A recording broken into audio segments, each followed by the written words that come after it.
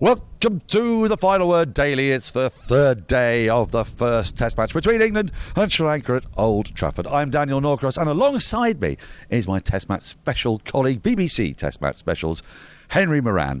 And what I'm going to ask him to do for the Final Word Daily, in association with Westfield London and Westfield Stratford City, is to describe what has happened on a tumultuous day in 30 seconds. England come out to bat this morning. Jamie Smith eyeing up 100. His first in Test match cricket. He got so close at Edgbaston. He got over the line today. And he did so in such glorious fashion as well. Looked untroubled. Eventually England were all out. They had a commanding lead in the first innings. Sri Lanka lost early wickets. Again, we wondered if the game would be done today, perhaps with rain forecast for the weekend. Not the case, though. Some good rearguard action during the day. Chandamal is back out in the middle, having gone off retired hurt, but he's back out there. And we're potentially set for an intriguing game. 80's the lead, 6 wickets down, big partnership, makes it tasty. I think you pretty much nailed that there, Henry. I don't think they need to hear anything else from us at all. No, but seriously, the day began with England not on a knife edge. They had the lead, didn't they? It was a slender lead of 23-24. And they took that lead to 122, thanks to Jamie Smith. We've got to start with Jamie Smith because it was an innings that our colleague Andy Zaltzman told us was one of the least error-strewn innings of all time for an Englishman. I think it was the 6th least error-strewn. 1 from Harry Brook in Multan and 4 from Joe Root. Is this all measuring things like false shot percentages? It's full shot percentages, and it won't surprise you to learn that there weren't many of them, because he played just about as perfectly and about as well as it's possible to get. I mean, he is, as I've said many times, a generational talent. Well, this is an interesting thing, because I looked on Wikipedia earlier on today to find out a little bit more about Jamie Smith, mainly because I wanted to find out that at some point he didn't have a connection to Surrey, and I could take the mick out of you for that, but it turns out he was born in Epsom, which is unfortunate for my argument. Anyway, the point is, in the first paragraph it said, described by Daniel Norcross as a generational talent. So not only is it you saying it now, but you've said it many times before. He is a generational talent. And how did that manifest itself, really, in this innings? Because, I mean, it had a lot of good things to it. It had busyness. We like to talk about busyness index. And the busyness index, if you want to know how that works, it's very simple. You take the number of runs they've scored in boundaries.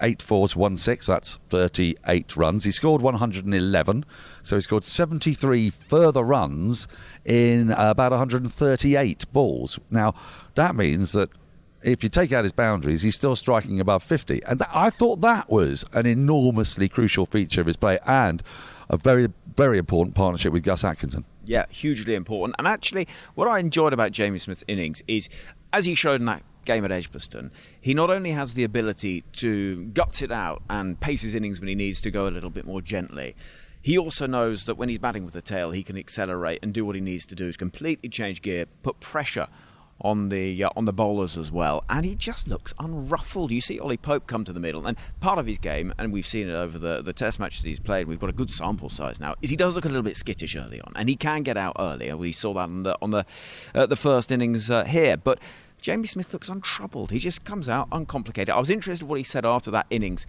at Edgbaston, where he got out so close to 100, where he said, yeah, but I would have taken scoring close to 100. It's a really good number. And actually, having that philosophical mindset, you kind of sense it benefits his batting, because he's not going out there, you sense, thinking, oh, I'm in a Test match, this is scary, out otherworldly. He's going out and thinking, I'm a cricketer, I do what I do, this is just me being good, and he's really, really good.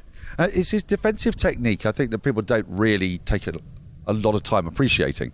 But I think they should, because you made a great contrast with Ollie Pope, who made a sharp ball from Asita Fernando yesterday, I guess it would have been, look world-beating. And actually, when you really look at it, you've got to be honest, Pope's bat sort of comes slightly across the line, doesn't it? Whereas when you look at Jamie Smith and his setup, he's got this really weird setup where he does a crouch, and then he turns his bat 90 degrees, and then he brings it straight.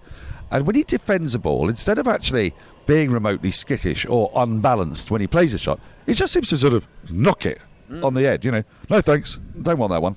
And it's an amazing ability to feel like whatever the ball that is sent down his way is, he's the one in control at all times. And that will not necessarily always be the case in his career. And of course, everyone will say, oh, well, what about it's a bouncy pitch in Australia? Yeah, absolutely. But we've only got the sample size that we've got, and we've only got the examples that we've got. And so far, he's made good bowling and sharp bowling and bowling that has got good players out look pretty comfortable to play. And I think that's really encouraging because it not only tells us that he's got a fabulous technique, but it tells us he's got a fabulous temperament as well. And that's exciting because, of course, we know that this game is not just about the ability to have good hand-eye coordination, to play the glorious shots. It's about knowing your game, knowing you're confident enough to block balls, to leave balls, to feel in control. And from a bowler's perspective, if you see someone at the other end that you're trying to get out look utterly unruffled by everything that you're trying, it becomes quite psychologically challenging. Now, then, he couldn't have played that innings without support from the tail. He was brought in, you think, in some ways, brought in because he's such a terrific player. They wanted to try and find space in the side for him. So they've given him the gloves, which may not be, what he necessarily does for Surrey. But it was really to bat dynamically and explosively with the tail. Strangely enough, he didn't really, because the tail batted really competently around him. Now, there could be a couple of reasons for that. Chris Woakes himself said, "This is a new ball pitch." Many pitches are new ball pitches because new balls do a bit more than old balls, but I think Chris Woakes was trying to say it's more of a new ball pitch than most pitches. And it's true that after the ball got 40 odd overs old or so, it didn't do a great deal, and it allowed Gus Atkinson to play a sort of mature tail-enders innings. There was no flashing, there was no swinging for the hills, there was no tail-end walloping, and indeed he made that 20 odd. Matt Potts came in and he sort of followed the same rubric. There was no trying to protect the tail either. And this intrigued me because I thought England's lineup for this game without Stokes just felt a little bit on the thin side when it comes to the batting, because with Woakes at 7, Atkinson, then Potts. But actually all three of them contributed 20 odds, did they not? Which was all they actually needed, as long as someone kept their head level at the other end. Give me an assessment of the way Atkinson and Potts supported. And then, of course, Wood did what Wood does. I think it's really interesting how this England side have approached much this summer with the bat. And the whole Bazball notion was all about this buccaneering, exciting style of batting. But much of that was about, from a mentality point of view, creating freedom and backing your players to do exactly what they need to do in the situation. And yeah, there was a style that came about in the summer of 2022 and into 2023 that was dominated with this aggressive approach that was thrilling and exciting. But it's almost as though Bazball 2.0 has come about in a way that means that players are just back to be good enough. And Gus Atkinson's a very capable batter. We know that. Matthew Potts, similarly, we know Chris Woakes is. He's got a test 100. And so actually it was, you're going to come out, you're going to bat well, I back you to do that, we're going to nudge it around, we're going to put away the bad balls without necessarily feeling the need to do anything too crazy. And you can turn around and say, well, that lower strike rate, that's not very Bazball. I think it's entirely Bazball, because I think what it is you're backing the players to be good enough to trust their instincts, trust the situation, be cricket smart enough. And that's exactly what those players did. And I think it was really interesting to see, and it may not be quite as much for the highlight reel, but it's certainly from England's point of view is the way they need to be doing it, I think. Yeah, not that many boundaries, it's got to be said. Sri Lanka's bowling, they would have really hoped that they could have wrapped up the tail quickly. But as I say, they were faced with not ideal conditions. The pitch wasn't doing a great deal. We've seen wonder balls in this game, crazy balls. 2 from Jayasuriya to get rid of Woakes and Brooke. And that ridiculous ball to get rid of Chandimal in the first innings from Shoaib Bashir before lunch on the first day. So there have been moments when things have misbehaved. But actually, it sort of went a little bit to sleep. I felt that Sri Lanka didn't bowl badly under those circumstances. When there wasn't a great deal there, Jayasuriya had it on a string. I mean, it was hard to put away. That's partly why Jamie Smith never really decided to get after him. He didn't think it was, he thought it was a bit too dangerous. He played him slightly differently from the others because he's got a big reach. So he was defending right on the front foot, a bit KP-esque, although considerably better than KP ever was to left-arm spinners. And Asita Fernando bowled really well, picked up 4 wickets in the end. Jayasuriya with 3. England bowled out for 358, a lead of 122. It's not, it doesn't end the game for Sri Lanka, but it's a mountain to climb. But was there anything that they didn't quite do right? They could have done a bit more. Did they feel toothless, or did they feel hampered by pitch and ball conditions, just circumstances? And let us not forget, it was bloody freezing. And it was a howling gale, and it was really not very pleasant. Well, all of these things come into it, don't they? Because let's not forget, we talked about it a lot in terms of the batting, about warm-up matches, both for the West Indies but also Sri Lanka. They played one game against the Lions, they struggled in that, and they've come into a test match immediately where the wind is blowing sideways, 50-mile-an-hour gusts. It's grizzly and drizzly the first couple of days. And let's not forget that fast bowling, you are, mechanical in the sense you need those muscles to be loose and warm, and for any fast bowler it's really difficult to get going and get moving. I thought Asita Fernando bowled brilliantly, and that ball to get rid of Ollie Pope may have looked a bit better than perhaps it was because of the gap that was left between bat and pad, but ultimately he has plugged away, worked hard and kept on probing and giving England problems. I thought really impressive way to lead the attack from a fast bowling point of view. Good skiddy bowler in these conditions, on a surface and a ball that after 10 overs really wasn't doing an awful lot. Jaiswaria, absolutely fabulous, brilliant couple of deliveries. We thought maybe the pitch was going to do all sorts at that point, but those have been the only two that have really sharply turned. And what will be interesting, I think, is to see whether those bowlers can keep up that momentum and that energy in the second innings. And if that pitch, if England are set a target that's a little bit awkward, if Jaiswaria can get the ball turning, and it only takes a couple just to get in the heads of the England batters, then things could get a little bit interesting. But all in all, Sri Lanka's bowling, I think, and batting was seen as their strong suit in this tour. I think their bowling's actually been pretty impressive. Yeah, Vishwa Fernando as well, the left arm, he picked up a couple of wickets. Radnaika perhaps didn't have the best of times on debut with the ball, but he showed himself gutsy with the bat. So, out come Sri Lanka, 122 the deficit. They've got 12 minutes to last until lunch. They just get through to lunch break, it's only 12, 13 minutes, and come out, set the platform, bat the day out, maybe be 3 or 4 down. They could put real pressure on England. Well, it didn't quite happen that way. What happened instead was, much like the first innings, bang, bang, as Colo would say. England went bang, bang, and they went bang, bang immediately. Chris Woakes inducing not a good lead from Madushka, Madushka, Madushka, my dear. He should never, I nearly said that. He should never have left that ball. There are sometimes leaves that can make you look silly because they come back a long way. Simon Jones, Clark, reverse swing.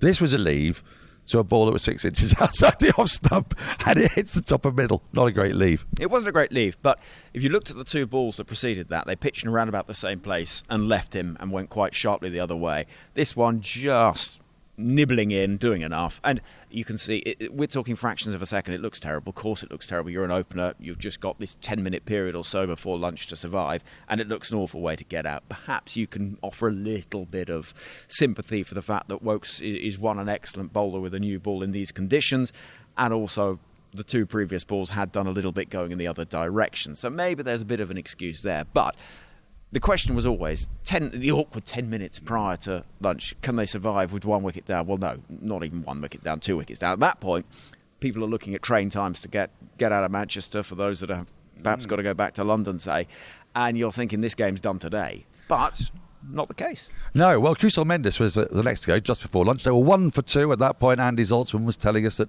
this was the 5th worst accumulated number of runs for the first 2 wickets across a match. Because they were 1 for 2 in the second innings. 3 first innings. Yeah, but we didn't get to see. We were close to a record, very close to a record at one point for the first 3 wickets falling in each innings, but it didn't quite happen that way. Kushal Mendes next to go, out for a blob, caught behind off Atkinson, lovely ball in the channel, flings through. So you got 2 ducks, as you say, everyone's scurrying for the train times, but then the fight back, and it was actually quite a dynamic fight back, I felt. Angelo Matthews, for nearly all of his innings until the last ghastly half an hour, which we'll come to very shortly, looked in complete control. He was also batting noticeably well outside his crease of Chris Woakes. He'd been done leaving a ball himself in the first innings. He wasn't going to make that mistake again, so he's batting a yard outside his crease. That's mucking up Woakes' line length. Dimuth Karunaratne, whom we know is a scorer of mountains of runs pretty much everywhere except England, he was settling in. They still had, yes, that mountain to climb, but you could start to see the road map out.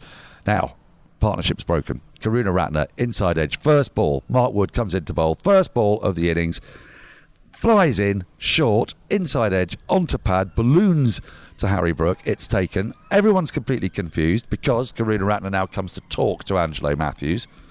Well, did you hit it or not, Dimuth? Did you hit it or not? I thought all cricketers are supposed to know. He had the chat. He decided, yeah, that was what the feeling was. It was ball on bat. Sorry, Angelo, I better go. So off he goes, 3 down. Angelo Matthews now got somebody else to play with, Dinesh Chandimal. Then the key moment happens. Or we think the key moment.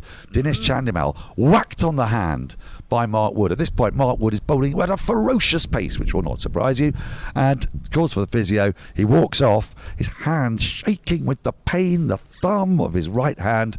We thought, they're 3 down, but effectively 4. And this really could be all done and dusted.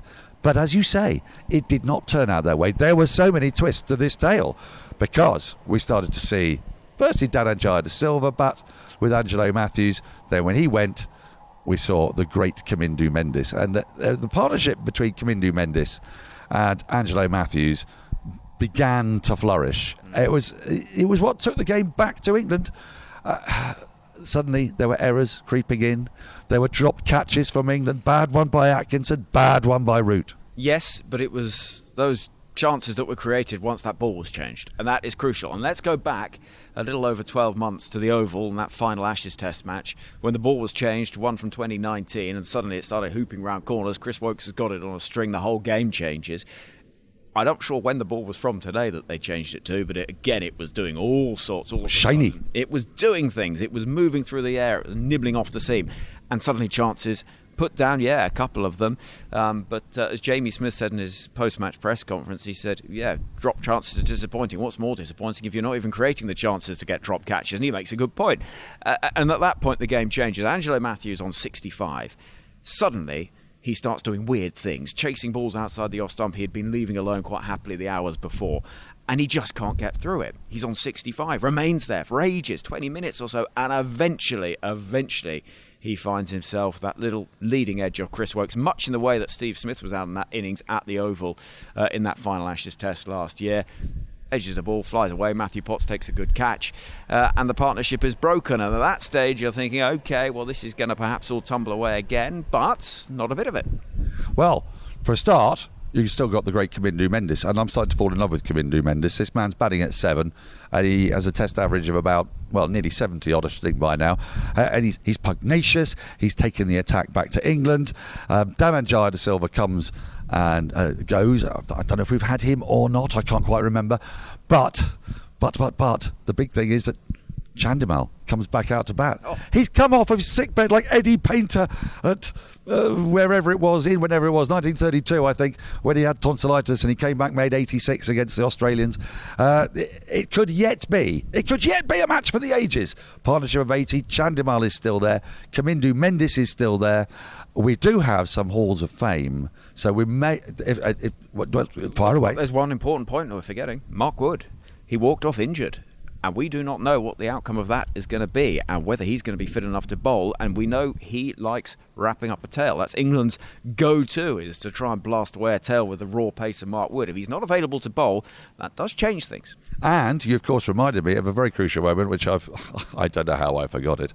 But Milan Ratnayaka, who batted so well in the first innings, the moment he saw Mark Wood go off, Joe Root is summoned. And he then does an Ollie Pope and basically the entire England team at Lords against Australia. He sees the important bowler go down, just as England saw Nathan Lyon go down at Lords, and decides he's going to try and smack Joe Root back over his head immediately, spoons a catch, is caught by Duckett at long off. That might be one of the most brainless things I've seen someone do since Lords last year. The words of Fazil Mohammed, why did he do that? Why did he do that? Ringing in his ears. I don't think it's going to ultimately make the difference, but it was a nuts bit of cricket. It was absolutely crazy. And maybe you look at it and think, well, ultimately this is a guy that's coming in on Test debut. He was carded to bat at 11. He scored many more runs, 75 in the first innings, than we perhaps expected him to. And maybe you take that as part of the deal. Maybe that's why he's batting at 11. But ultimately, it was a crazy shot. It was a daft thing to do. He will be sitting in the dressing room thinking, why did I do that? And wondering, whether he's cost his side. Chandimal coming out and batting as competently as he did alongside Kamindu Mendis for the last half an hour or so will offer plenty of confidence. As always, the first half an hour will be key. It's Hall of Fame time, and so I'm going to need you to hold the microphone because I've got terrific ad copy to read. So, while I bring it up, I will do what we call filler. This is me talking and trying to make out that it's worth listening to anything I'm saying. Here we go. I've been given it. It's on its way. Where is it? Where's it gone? I was sent it. Don't worry. I'm looking at the wrong person. What I need to find is the email, the WhatsApp that was sent to me by Adam Collins, not Tooves. Right. Has anyone... Oh, crikey, I'll have to do it with the glasses up, what with being old. Has anyone ever told you that you smell? It's a fairly difficult conversation to be on the giving or receiving end of, and while having said conversation may cost you your dignity and your friendship, it won't cost you the earth to resolve the issue. Until the 27th of August, you can get a second perfume half price when you buy your new signature scent at the perfume shop at Westfield, Stratford City. That's right. You can get Chanel No. 5 for the price of Chanel No. 2.5 when you buy a full-priced fragrance. Buy two of the same and smell better for longer. Buy two different scents and mix them together like a perfume mixologist. Or treat your gourmand for less when you buy a full-priced fragrance for your spouse. The possibilities are endless. Westfield, Stratford City. Saving pence on cents just makes sense. So, that was all quite elaborate, wasn't it? Hall of Fame moment. What's your Hall of Fame moment from today?